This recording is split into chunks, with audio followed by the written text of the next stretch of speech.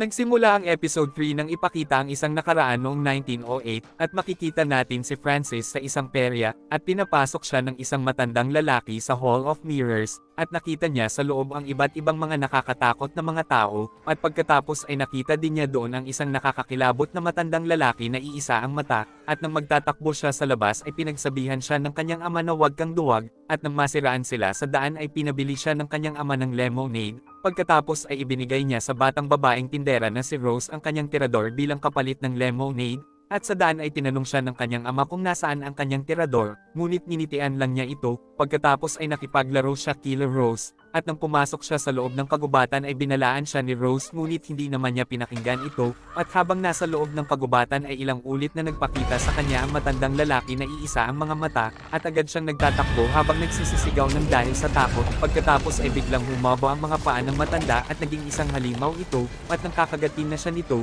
ay bigla itong tiniredor ni Rose sa isang mata, kaya't nang dahil dito ay nakatakas ang dalawa at lumabas kaagad ng kagubatan, at sa kasalukuyan ay sinundo na si Lily ng kanyang ina sa Juniper Hill, samantala ay sinabi ni Lily sa staff na si Ingrid na nakokonsensya siya na dahil sa kanya ay nakulong ang ama ni Ronnie. Kung mahalaga si Ronnie sa'yo ay gawin mo ang lahat upang magkasundo kayo, at bago umalis ay binigyan siya nito ng isang bracelet.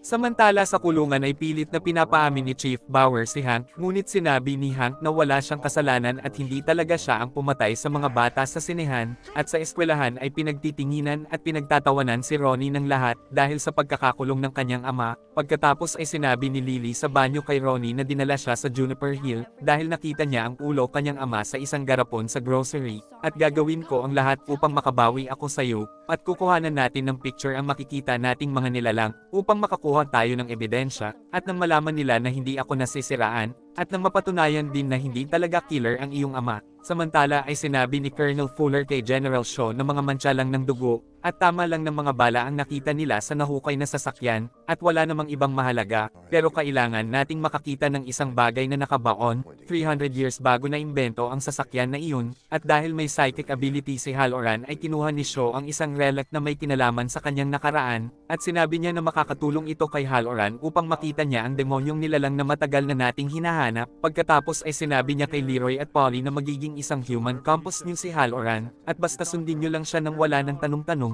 at sa eroplano habang hawak ang ibinigay ni General Shaw ay sinabi ni Halloran na lumiko tayo sa silangan, at ang laman pala ng kahon ay ang tirador ni Francis, at si General Shaw pala ang batang si Francis noon. Pagkatapos ay ipinakita ang isang nakaraan, kung saan ay sinabi ni Rose kay Francis, na hindi nakakalabas ng kagubatan ang nilalang na iyon kaya't ligtas na tayo, bakit hindi sila nakakalabas? At sinabi sa kanya ni Rose na makakaya mo bang magtago ng isang lihim?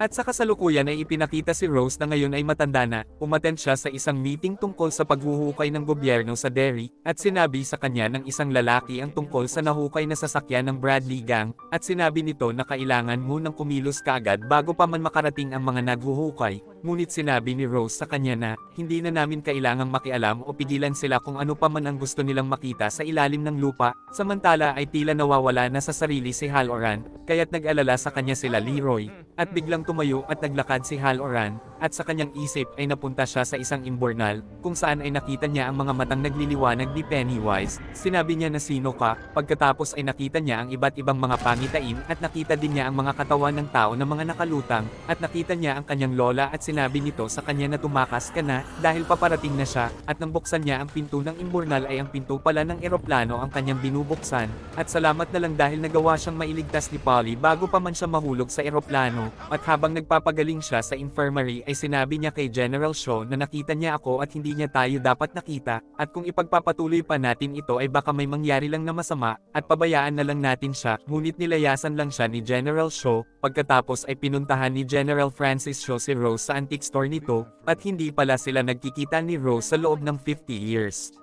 Ngunit sinabi ni General Shaw na wala akong natatandaan kahit na ang iyong pangalan, pero ang naaalala ko ay ang aking ama, ang buhay ko sa base, at higit sa lahat syempre ay ikaw, kaya't hindi makapaniwalang napangiti si Rose sa kanyang narinig. Pagkatapos ay ipinakita ni Shaw ang isang papel tungkol sa government excavation, at sinabi niya na maghuhukay sila at maglalagay ng mga tubo, pero nag-aalala ang mga kasamahan ko na baka mahukay ang mga nakalibing sa sementeryo, kaya't dapat na magtulungan tayo at ituro mo sa amin kung saan kami dapat maghukay. Pagkatapos ay umalis na si General Shaw, at ipinakita ang isang nakaraan kung saan ay ibinalik ni Rose kay Francis ang tirador na ibinigay nito sa kanya bilang kanyang alaala dahil aalis na sila Francis sa Derry, at sa kasalukuyan ay nagpunta na sila Lily sa lumang tower, at tinanong ni Ronnie sa lahat kung papaano nila mapapalabas at makukuhanan ng picture ang demonyong nilalang na nagpapanggap. Kailangan siguro nating galitin siya. Paano ba nagpakita ito dati sa inyo? Umaatake at nagpapanggap siya bilang si Matty at ang daddy ko. Nagpapakita din siya sa akin at nagpapanggap na si mommy ko.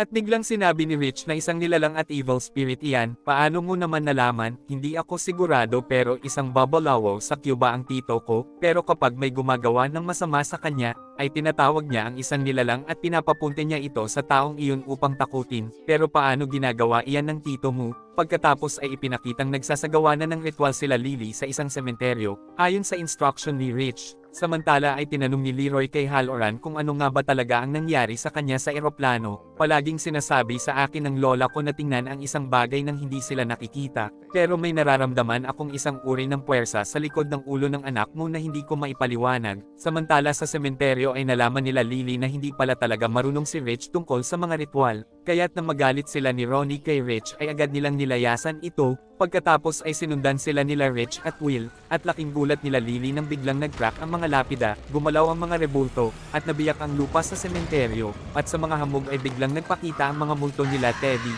Phil at Susie, at nang kukuhanan na sila ni Lily ng picture ay nasabit naman ang kanyang camera sa isang puno, ngunit nagawa naman itong mapindot ni Ronnie bago ito mahulog sa damuhan, at nang makuha ito nila Will ay nakita niya ang isang kamay na lumabas sa isang trip, kaya't agad niyang pinagkukuhanan ito ng camera. Pagkatapos ay nagkita-kita na sila nila Lily, at nagpunta na sila sa kanilang eskwelahan upang ma-develop ang film.